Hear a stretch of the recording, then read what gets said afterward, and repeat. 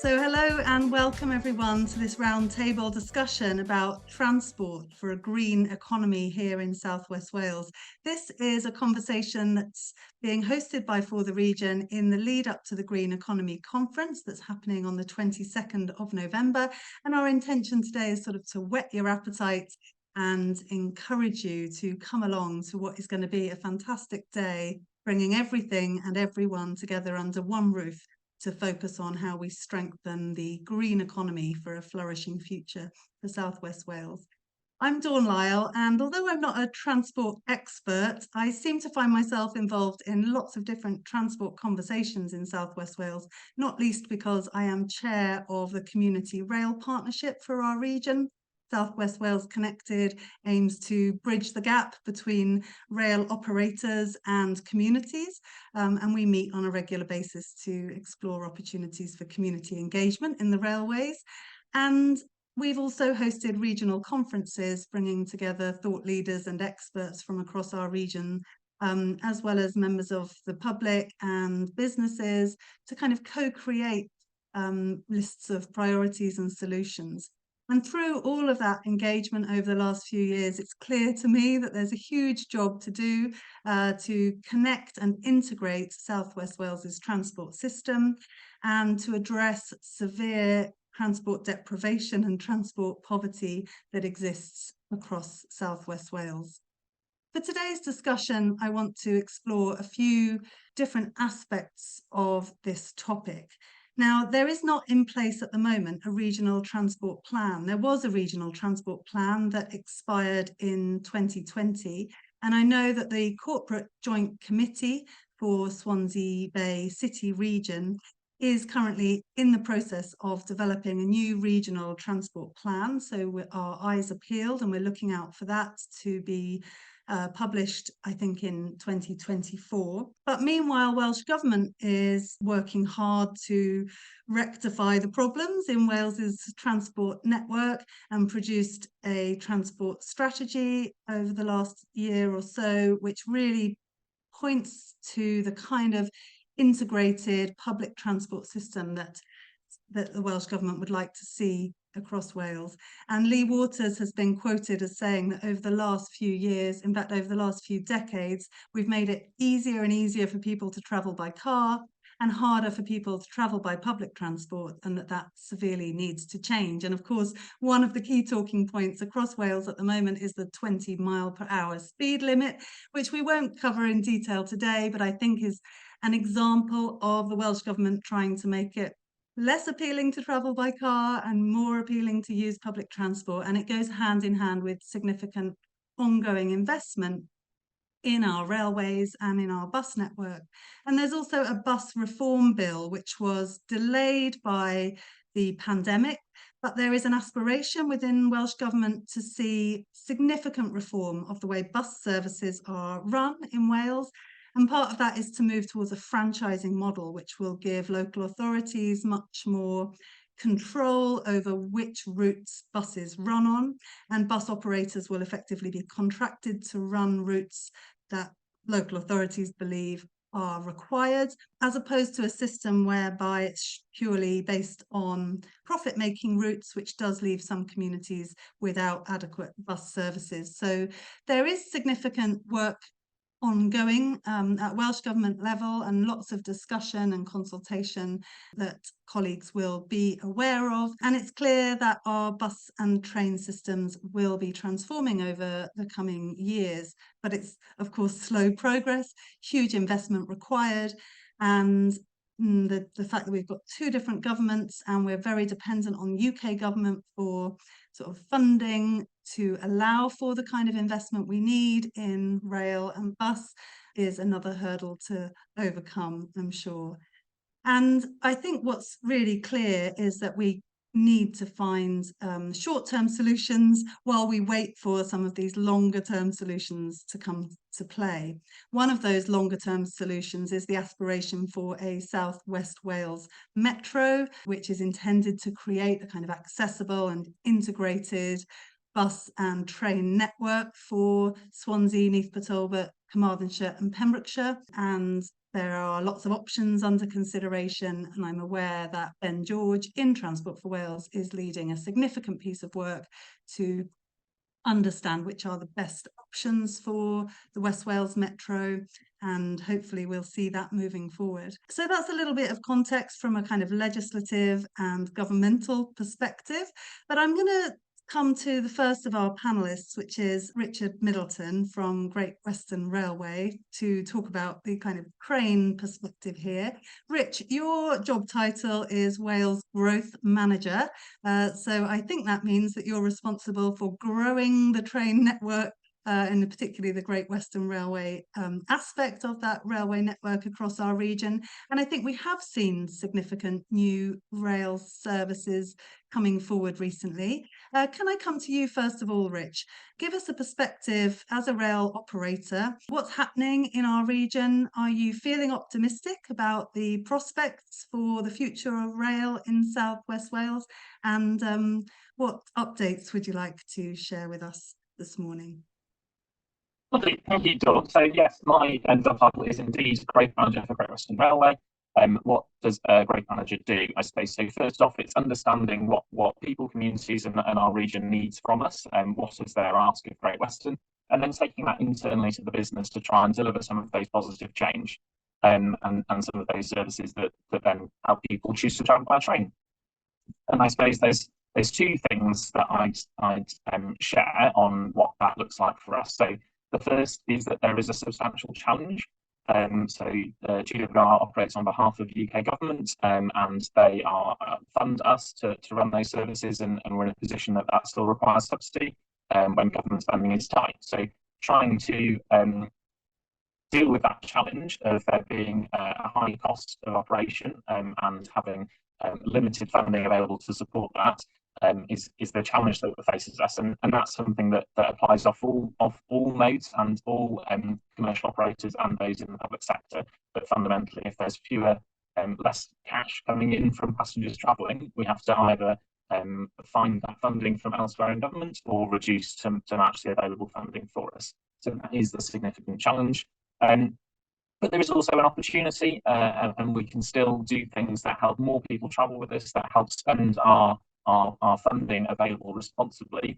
And the thing that GWR delivered this year was 65 extra trains a week travelling beyond Swansea to Carmarthen and Llanelli. So that was a timetable change which took some resource out of a market that didn't need it anymore and put it into a market where there is an opportunity for us to get more people to travel with us. So those have been running since May. And those have been generally performing positively. We're seeing more people travel there and more revenue come into both GWR as a business, but also the whole industry shared across all operators, including Transport for Wales. So there is challenge, and there does continue to be challenge. But GWR and me personally, and the existence of my role, sees that there is still opportunity to encourage more people to travel with us and make sure that product, the offer, the train service, the price matches what people want, and how we can deliver more people choosing to travel with us by delivering a relevant option. So extra train services is part of that, reforming price fares, how people buy their tickets, and what that train service looks like, even if it's not about more, but just about different. Those are some of the opportunities that are still available to us, even with that more constrained funding now. Yeah, thanks, Rich. I can see from the summary of kind of some of the options in relation to South West Wales Metro, there are intended to be increased rail services to main stations across our region, and that is positive to see. But I guess it's been really difficult for rail and bus to recover from the pandemic. Is that still an ongoing challenge to get back to pre-pandemic levels, or are we there already? Yeah, and I think that is an ongoing challenge for all operators and all modes, of how has that market changed in the pandemic, and what does that mean for the funding available, and probably it's trying to work out where are the opportunities now and how has that changed. So for us, people don't commute in the way they used to. Probably they still do a bit Tuesday to Thursday, so those long distance journeys or some of those high value peak fares that were the underpinning of the funding of the rail industry. But then there are lots of opportunities for leisure travel and people choosing to use the railway more in leisure and making sure that we meet that need. So while there is a change, trying to think of it as, well, there are new market opportunities rather than just thinking about getting back to pre-pandemic levels, because clearly the world has changed. But if we look from a GWR perspective, long distance travel into Swansea for leisure is above where it was pre-pandemic. It certainly is above where it was in Carmarthenshire now because of those extra train services, and therefore we're using that to how can we generate more revenue and more people travelling that meets the journeys that we can provide. And I suppose on the point about, well, other options being developed, every organisation that operates transport has things that they can do, things within their control, and we work within a wider system. GWR in Wales particularly, we're working and supporting Welsh Government's policy aspirations, but also TfW's plans that they're developing for some of those business cases, and doing what we can do really well, which is that long distance connectivity, and making sure that those services don't just stop at Swansea but serve the whole region, and the benefits that those come for the type of chains that we're operating in terms of those long distance, high capacity, and high quality customer offer.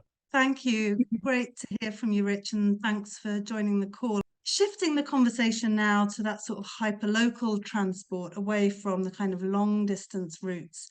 I mentioned earlier this challenge of transport poverty and the real challenges that members of communities have to access the services they need and to visit people and places across our region.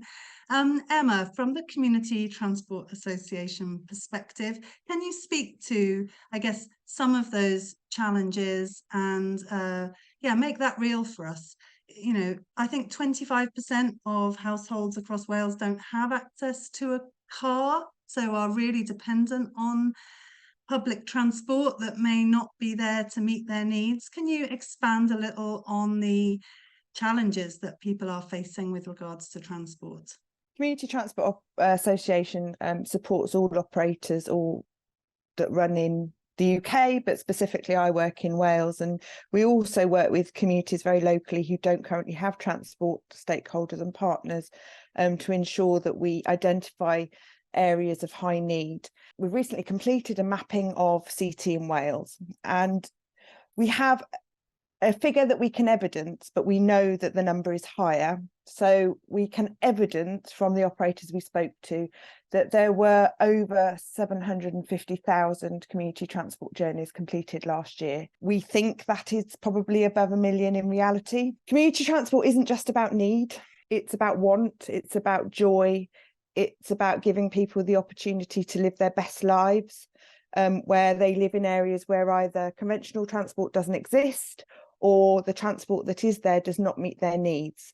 That might be because it doesn't run at times when they need it frequently enough, or they struggle to access the public transport network, and community transport offers a little bit of a more holistic, rounded service that supports people very much one-to-one. Passengers that use community transport get to know their drivers and the organisations. The organisations get to know them very well, and there are friendships that grow from that. And by using community transport, it often gives people the opportunity to use other services as they are referred into them. Isolation and loneliness affects everything. The reality is that somebody who does not have the ability to do the things that give them meaning affects them hugely if they cannot leave their home. And community transport really does address those needs. It reduces the need for GP appointments. It often reduces the need for access to mental health services, because people are being seen, spoken to, transported to places that they want to go, need to go, like GP appointments. Around 46% of all community transport journeys in Wales are for health and wellbeing. So they're not just about doctors and hospitals, they are also about warm hubs, physio, all those sorts of things. Community transport has huge challenges. Funding is one of them. In order for community transport to be sustainable and really, really work with communities long term, we need longer term funding. 3 years isn't enough. SPF funding, although lovely, and I know that the operators are grateful to have had it, has to be spent by December next year. So any services that start will end in December next year unless operators have been able to get continuation funding for those services. So communities may have something for a very small period of time, but that will then be withdrawn because operators cannot run the services unless they are covering their costs. And community transport is not for profit. We work very closely with Welsh Government and Transport for Wales. We are currently working extremely closely with them around the issues in Ceredigion and the withdrawals of the Flexi Booker bus. There is no quick fix. We want community transport to be part of the tendering process. At the moment, there are issues around this. If a commercial operator bids into the tendering process, and community transport operators are often approached when nobody else wants it, which puts them in a position where obviously they are addressing acute need within communities, but it is not a level playing field. And that's something that we are working with the Traffic Commissioner, who deals with the permits around registered bus routes, to allow us to flex a little bit that understanding of the tendering process and the delivery of Section 22 permits, specifically to community transport operators who may be able to long-term serve communities where a commercial operator may be able to do it short-term, but long-term will not make enough money for that service to continue. So there is a bigger conversation about transport happening. We are involved at every level in Wales. You know, I work very closely with communities and operators. My main focus is really now is to enable operators to be able to have the funds to enable them to produce services that meet the needs of people and communities long term. If we want people out of their cars, if we want a greener economy, then we have to have the ability for community transport operators to be able to work in these spaces effectively. We have to look at what community transport operators offer more widely, like e-bike loans, those sorts of things, and how that impacts people's abilities to connect to conventional transport. So it's not just about where people can't get from A to B, it's also connecting people to transport that already exists that meets their needs. And this is something that is often overlooked, but it is an area where I think there is an opportunity for greater connection between people like GWR and Transport for Wales, is looking at how we integrate community transport into those networks and systems so that people can see a whole journey. You know, they can go from the middle of nowhere to London using both conventional transport and community transport that meets their needs. And I think that's a very important conversation as we look at green economy. You know, community transport operators do amazing things and they work to support people in very isolated rural communities that have no access to transport. You know, many people haven't had even good access to transport for over 10 years. So they may have just had one bus a week and now they've got none. So I think that's the space we work in. You know, we try and be very proactive. Thank you, Emma. Fantastic work that the community transport family does across Wales, and you've pointed to some of that, and I'm going to come to Rod next to talk about some of the great work that Dolen Teifi does across our region and beyond. For the region, we love to focus on the positive, so now I'm going to sort of shift emphasis to thinking about some of the great ways in which people's transport challenges are being addressed, and hopefully in a way that inspires a sense of possibility, that if actually we could work together to fund community transport services, that perhaps they could be flexible and responsive and meet many more of people's needs across communities in both urban and rural areas. So, Rod, tell us a little bit about Dolen Teifi. I know that you are busier than you can keep up with, and there's more demand for your services than you can meet, and you're being asked to expand all the time. In particular, I'd love to hear, as we're talking about the green economy, some of your innovations and maybe some of the challenges as well about kind of electrifying your fleet and all the good stuff that is happening. Welcome, Rod.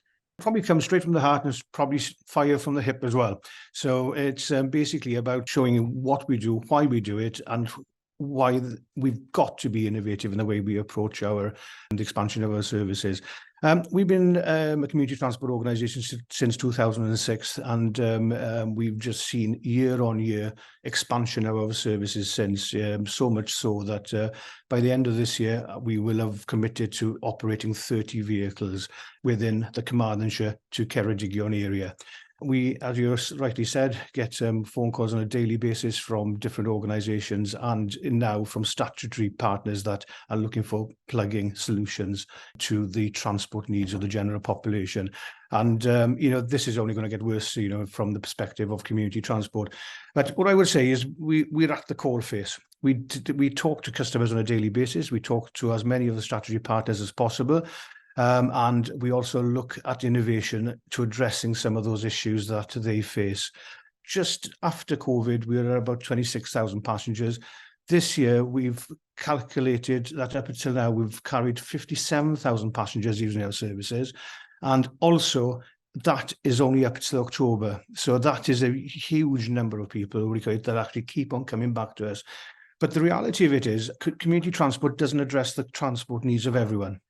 And we've become the operator of last resort in society to a certain extent, because basically, I get phone calls from the Welsh Ambulance Service, from Hywel Dda Health Board, or from many other support organisations in Ceredigion or in Carmarthenshire, asking whether we can help them with their transport issues. And they are very wide and varied, from community groups and wanting to use a vehicle to get somewhere because they can't get a commercial operator, or to an individual that can't get a flexi connection for whatever reason, which is the flexi service in Ceredigion / West Carmarthenshire.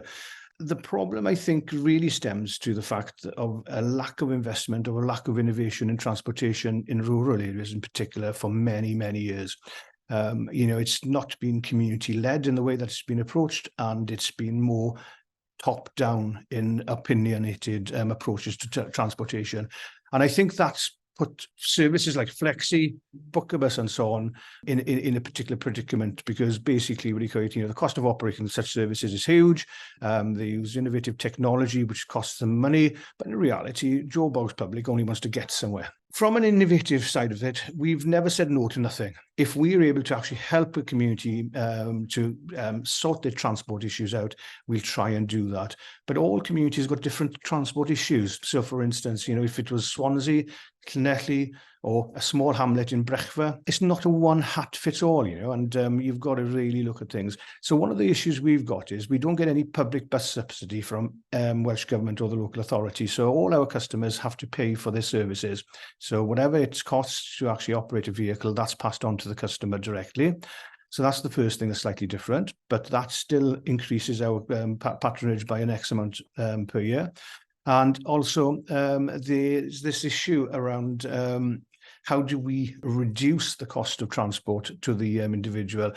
So what we did back in 2018, and that was through help from the Brechfa Wind Farm Fund, was to invest into electric vehicles. And we were really interested in making sure that whatever vehicle that was actually purchased was able to be configured in such a way that it could be used for many purposes within society. But what you can remember is that we are a volunteer-driven organisation. So all of our vehicles are driven by volunteers.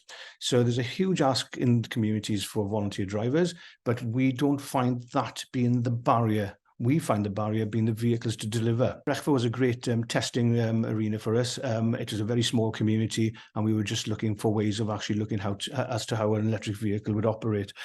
Going on a little bit further than that, then we've invested in a further 11 electric vehicles since, 2 of them being minibuses that operate purely internetly. I can honestly say that's been an experience that's been quite a pleasant experience, to be honest with you. It's got limitations, and the limitations are the distance those vehicles can travel, in a sense. But in the context of looking at an urban area that people only need to travel maybe 50 miles one way, 50 miles the other way, it's been quite easy to manage. And also it's helped with selling the electric journey, really, to lots of different drivers that may not have been exposed to an electric vehicle previously. We've also then got these small people carriers, which are used for many different purposes. People just basically go into health-related journeys and so on. But what we've done is that when we've got capacity issues in volunteers, maybe we could in actually delivering something, we will look to catching a family member that may be associated to that person in some form to become a volunteer for the organisation, and they volunteer to drive their own persons or own family with the appropriate training. And that's just another innovation in the sense that we're not afraid of asking these people, in the sense. One of the other things we've done, which is not something that other community transport organisations tend to do, is we've been putting our vehicles out in communities. So we got 9 locations or 12 locations, can't remember exactly how many they are now, all the way from Bowen and Aberystwyth, down to Aberporth, across into Llandyssil, across into Carmarthenshire, into Kidwelly, and across into Llanelli, and across up to Ammanford, and then now Crossans and Glengarnant, I believe. And those vehicles are actually situated in those communities, but we actually manage those vehicles on behalf of those communities, and they're branded normally towards those communities. So there's a sense of community ownership.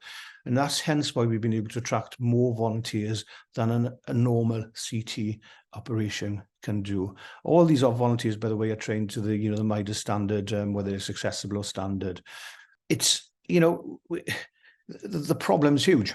If you're going towards green economy transport, yes, it's a challenge to do that, even in a city or in a large town.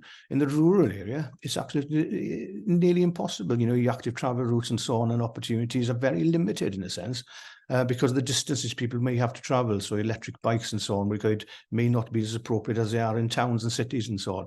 But saying that, just to bring you into the other type of vehicles we operate are bikes. We've got 7 bikes at the moment on long-term loan, and 3 are used at the moment for long-term loan for people to get to work, and the others are used then for recreational purposes around the communities in Ceredigion and Carmarthenshire.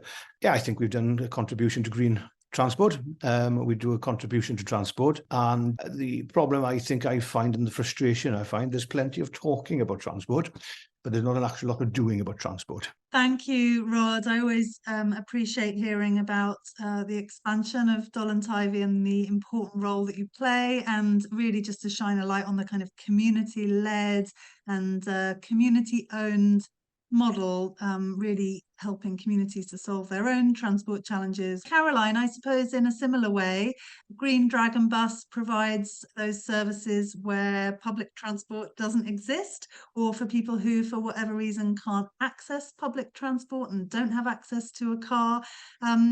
Does the things that Emma and Rod have shared already, does that resonate with you? And where do you see the key opportunities to decarbonise, but also to make transport more accessible to all?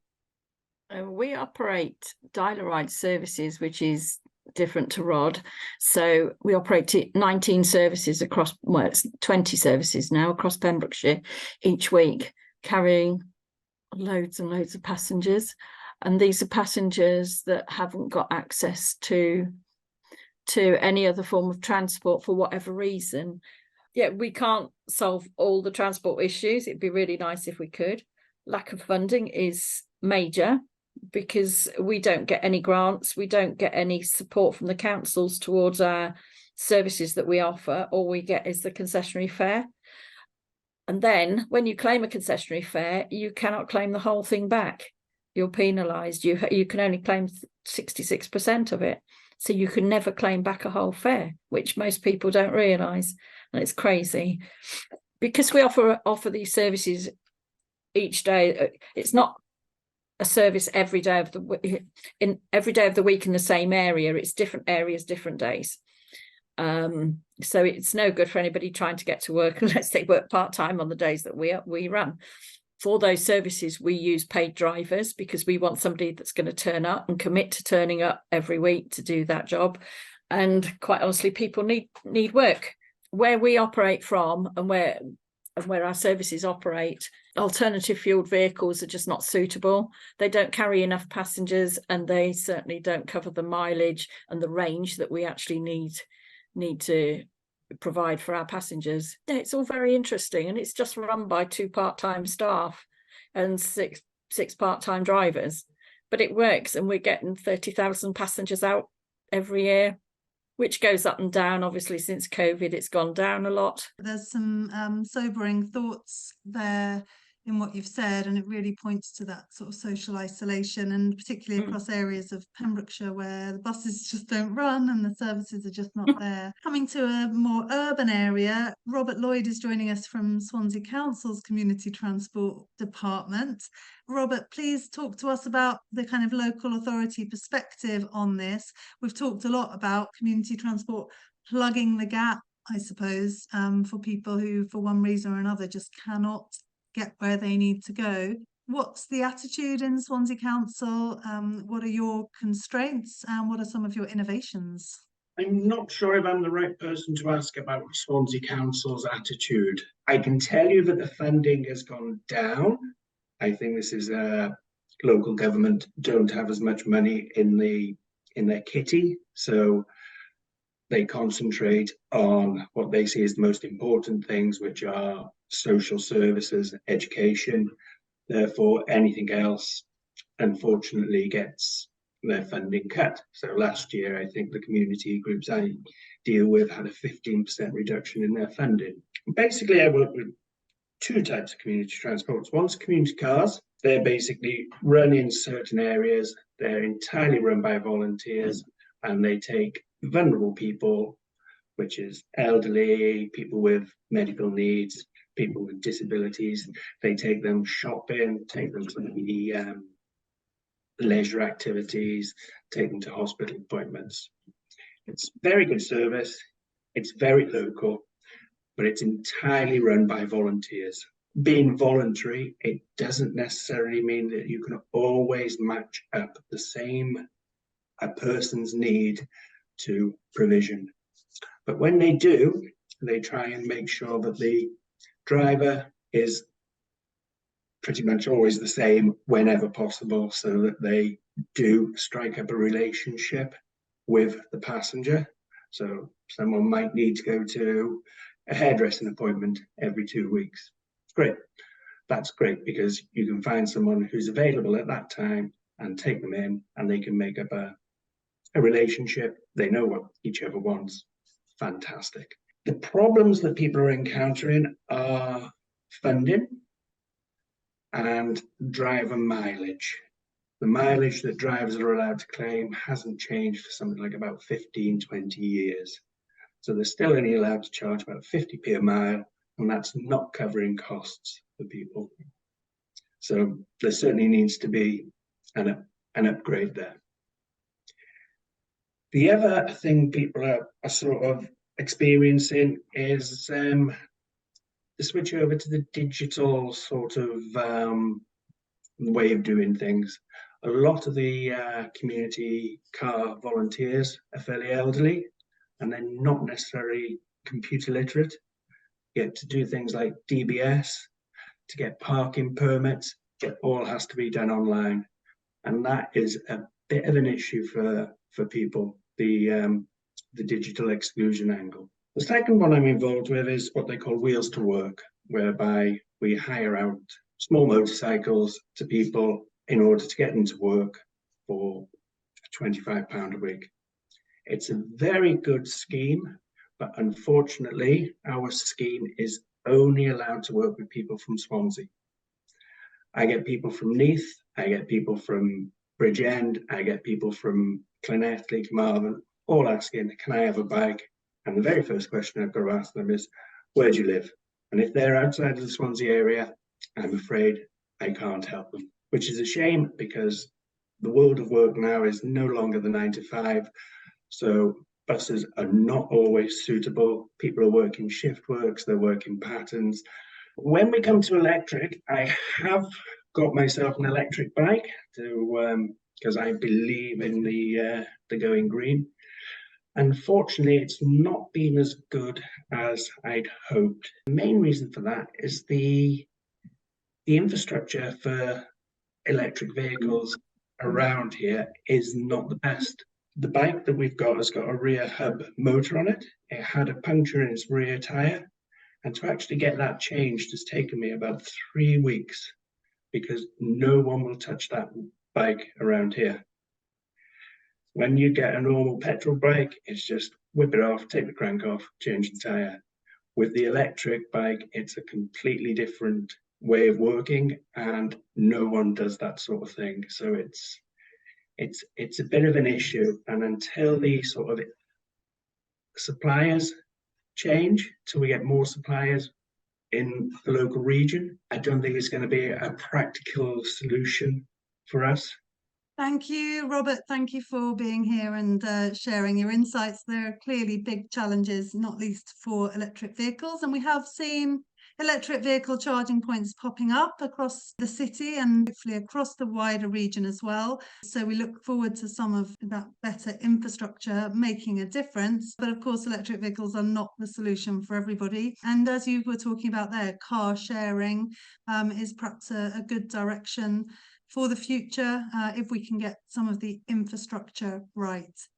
We've talked a little bit about alternative fuels and we haven't really touched much on hydrogen, but I know there's a hydrogen bus trial hopefully in the offing for our region and we await further information on that. And if you're listening to this and you think you've got solutions or ideas, then please come along to the Green Economy Conference on the 22nd of November. We'll be in Swansea Arena all day, bringing together all the sectors and people from businesses and organisations and communities across the 4 counties of South West Wales for a celebration of all the great stuff that's happening, but also, as we've experienced today, probably a lot of exploration of the big challenges that we need to address in order to create a sustainable future for our region. Thanks again for being part of today's discussion. That's it from me. Bye for now, and we'll see you again soon.